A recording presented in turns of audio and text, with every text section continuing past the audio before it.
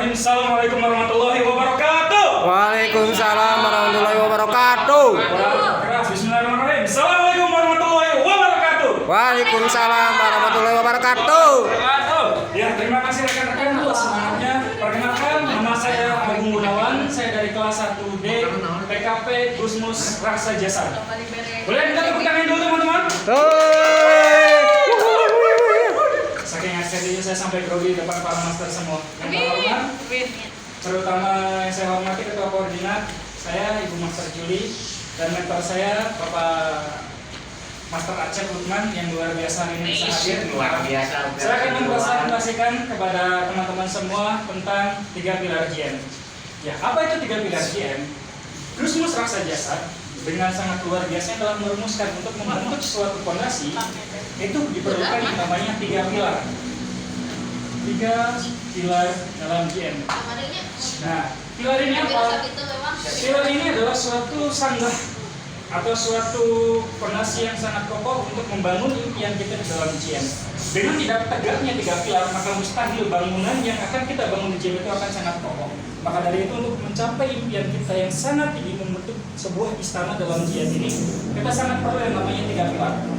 Apa saja 3 pilar yang ada di JM? Yang pertama, itu ada koordinasi. Koordinasi adalah tempat kita bersharing ilmu antara satu orang dengan orang lain. Terkadang kita punya keterbatasan dalam menangani klien. Bagaimana cara komunikasi, bagaimana cara mendeskripsikan satu penyakit dan hubungannya dengan JM. Maka dari itu, koordinasi ini sangat perlu sekali untuk sarana menambah ilmu. Untuk sarana menambah ilmu kita dengan kita bersilaturahim, yaitu dengan koordinasi ini. Dengan kita berkoordinasi, ilmu kita akan semakin bertambah. Nah, setelah kita mendapatkan ilmu, yang selanjutnya ada pilar yang kedua, yang namanya patuh. Nah, patuh ini manifestasi dari koordinasi ini. Nah, karena kita sudah punya ilmu, kita dituntut untuk mematuhi ilmu yang telah kita dapatkan dalam JM. Selain kita takdim kepada guru, selain kita takdim terhadap rekan-rekan kita punya kode etik terapis, kita harus patuh juga terhadap ilmu.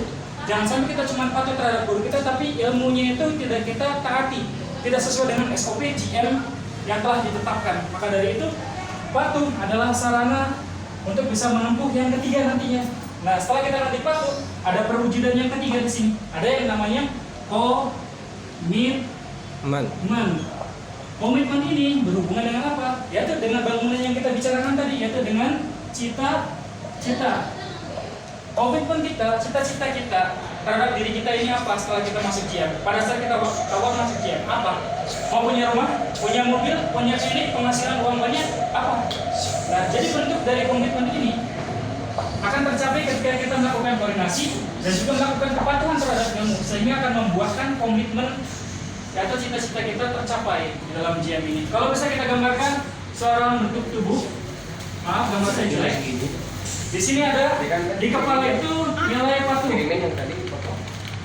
Di badan ini ada nilai komitmen, dan di kaki ini ada nilai koordinasi.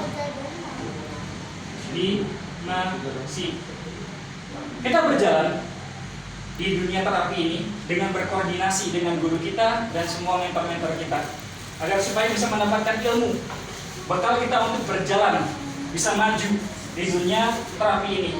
Tentunya setelah kita mendapatkan ilmu, bisa jalan, kita gunakan akal kita gunakan kepatuhan kita untuk bisa mencapai titik tersempurnanya atau terpenuhi 5 aspek kehidupan kita. Nah, 5 aspek ini apa saja? Nanti akan saya jelaskan setelah berikut ini. Jadi pada akhirnya nanti dengan kesimpulan yang simpel, kita harus mengikuti 3 pilar ini supaya segala cita-cita kita bisa tercapai.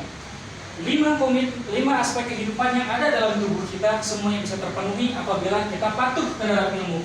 Dan ilmu akan bisa kita dapatkan ketika kita berkoordinasi. Maka dari itu jangan tinggalkan koordinasi supaya cita-cita kita, keinginan kita dalam JM terapi ini bisa terpenuhi. Amin ya rabbal alamin. Amin. Baik, kita akan lanjutkan setelah kita mengetahui 3 pilar ini. Ya, baik rekan-rekan, saya lanjutkan lagi. Setelah kita mengetahui 3 pilar, kita akan berbicara mengenai 5 aspek kehidupan. 5 aspek kehidupan ini akan kita capai bersama ketika kita sudah menegakkan 3 pilar ini. Jadi sudah sejauh mana rekan-rekan semua bisa menegakkan 3 pilar ini katanya. Jadi saya akan hapus dulu ini, semoga teman-teman bisa mengerti. Teman-teman, apa itu 5 aspek kehidupan?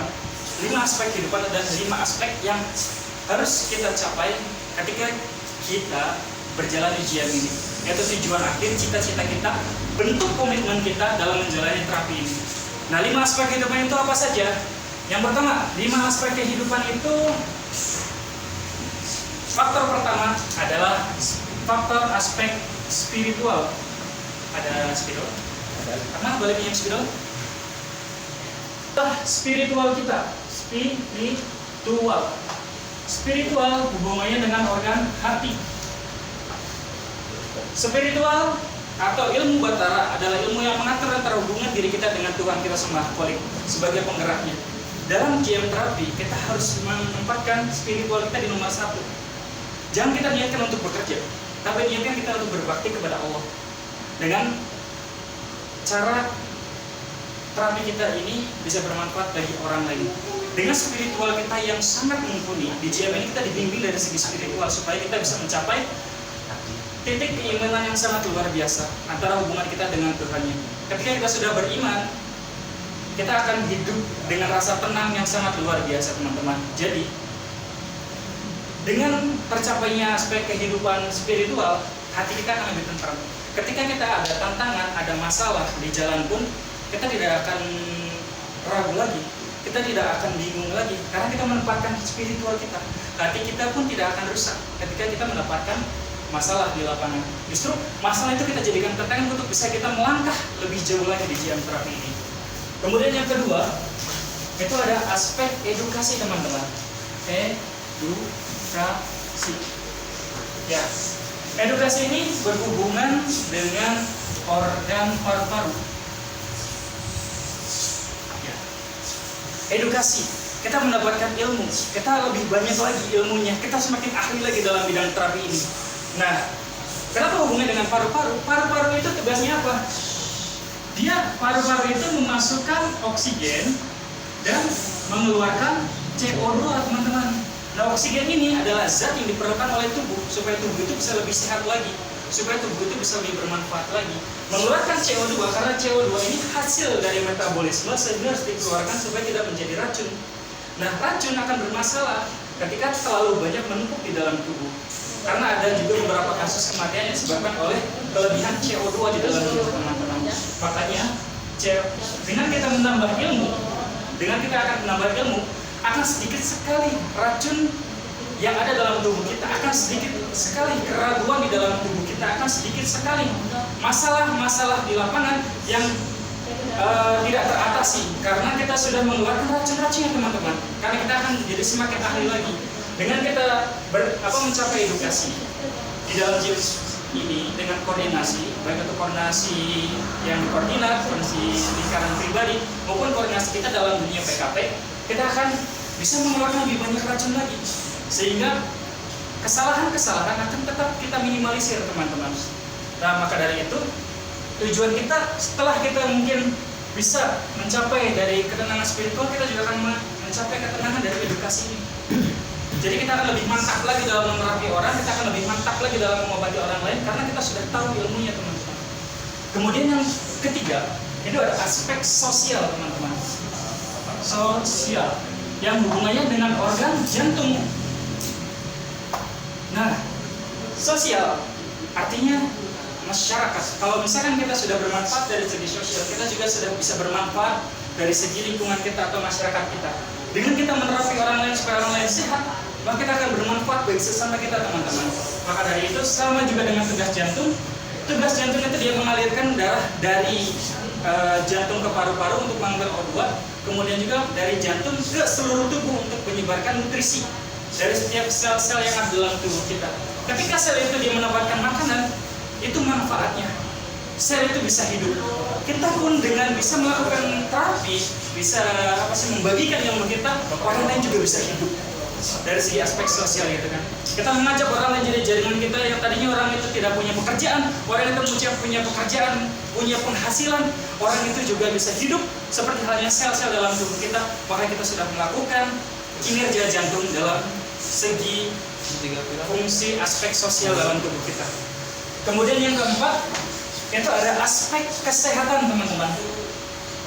Kesehatan yang berhubungan dengan organ ginjal. Ya, organ ginjal itu fungsinya untuk menyerap racun dan mengeluarkannya lewat urin.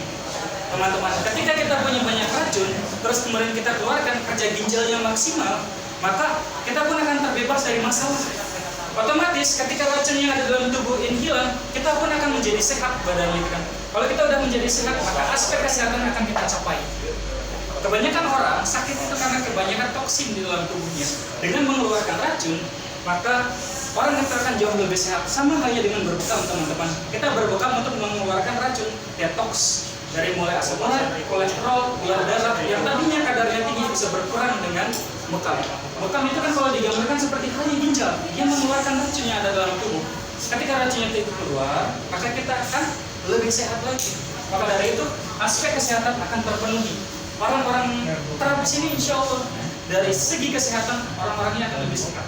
Karena dia akan lebih tahu bagaimana cara menjaga kesehatan dan bagaimana cara menyehatkan orang lain. Yang kelima, satu lagi, yaitu dari aspek finansial, yaitu hubungannya dengan organ lambung teman-teman. Nah, ketika finansial kita sudah sukses, otomatis lambung kita akan terjaga.